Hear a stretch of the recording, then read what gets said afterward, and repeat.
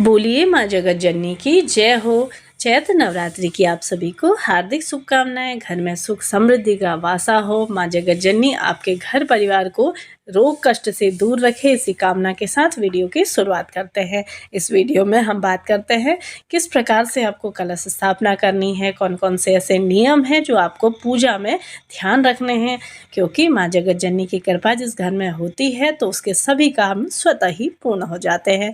देखिए, सुबह के समय में आप सभी को सबसे पहले प्रथम माँ शैलपुत्री की पूजा करनी है, साथ ही कलश स्थापना आपको कर लेनी है। तो कलश स्थापना के लिए आपको साफ और शुद्ध एक चौकी लगा लेनी है, उसमें लाल या पीले रंग का वस्त्र बिछा लीजिए।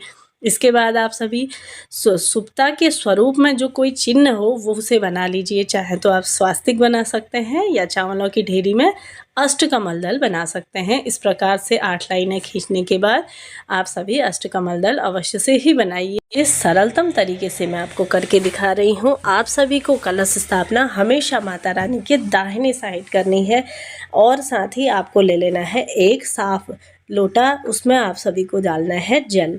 जल एकदम साफ और शुद्ध होना चाहिए। साथ ही उसमें आपको डाल लेना है थोड़ा सा गंगा जल। गंगा जल मिश्रित करके इसमें जल भर लीजिए। साथ ही आपको क्या करना है, इसमें डालनी है एक हल्दी की गांठ। सबसे पहले हल्दी की गांठ डालिए, उसके बाद आपको डालनी है एक सुपारी। सुपारी डालने के बाद आप सभी को ले लेनी है लौंग और इलायची। लौंग इलायची आप सभी को लेकर के इसमें डाल लेनी है। मैंने जोड़े के स्वरूप में ली है। इसी प्रकार से आपको ले लेना है एक सिक्का, चाहे तो आप चांदी का ले लीजिए या सामान्य सा सिक्का भी आप ले सकते हैं।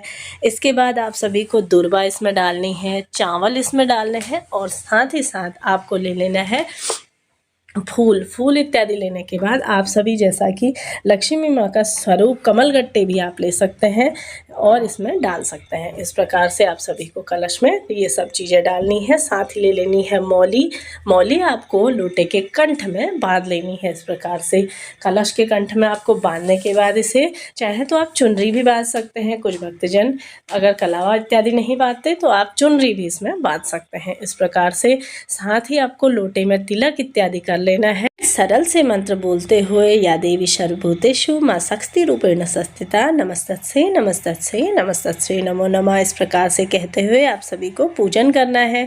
साथ ही साथ आपको ले लेने हैं अशोक या आम के 5 या 7 पत्ते।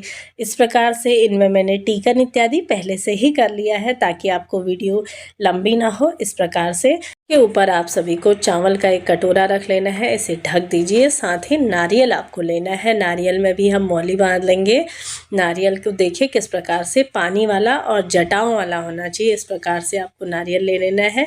इसे बांधने के बाद इसमें हम चुनरी लपेट लेंगे। इस प्रकार से माता रानी की आप जो भी चुनरी लाए हैं उसे आपको लपेट के रख लेना है इस प्रकार से। तो देखिए, इस प्रकार से हमने कलश स्थापना कर दी है। इसके साथ ही अब माता रानी की जो भी आपके घर में फ़ोटो प्रतिमा है, या तो वह पुरानी है पिछले साल की, उसे भी आप यूज़ कर सकते हैं या नई ला करके भी आप उसके स्वरूप की यहाँ पे साथ में पूजा कर सकते हैं। इस प्रकार से हमने कलश स्थापना करी और उसका पूजन शुरू किया। इसके बाद सरल से मंत्रों का जाप करते हुए आपको इसकी पूजन कर लेना है। ये कलश स्थापना हुई। साथ ही साथ अब माता रानी का भी आपको पूजन करना है। इस प्रकार से पूजन करने के बाद भोग स्वरूप में आप सभी जो भी मौसमी फल इत्यादि लाए हैं वो उन्हें रख सकते हैं। साथ ही श्रृंगार की सामग्रियाँ आप इस प्रकार से देख सकते हैं। मैंने श्रृंगार की सारी सामग्रियाँ माता रानी को समर्पित की हैं। इस प्रकार से आप सभी को कलश स्थापना करनी है। जो भी आप सामग्री लाए हैं इसमें भी कुछ पानी के छींटे इत्यादि डाल के तिलक इत्यादि कर लीजिए। साथ ही जो भी चुनरी इत्यादि आप लाए हैं उन्हें माता रानी को चढ़ा दीजिए, यानी कि उन्हें पहना दीजिए, पूर्ण रूप से उनका श्रृंगार कर दीजिए। और साथ ही साथ आप मंत्रों का जाप करते हुए माता रानी हमारे घर में आएंगी ऐसी कामना करते हुए आप सभी को इस दिन विशेषकर रूप से माता का पूजन करना है। माँ जगत जननी 9 दिनों तक हमारे घर में आती हैं।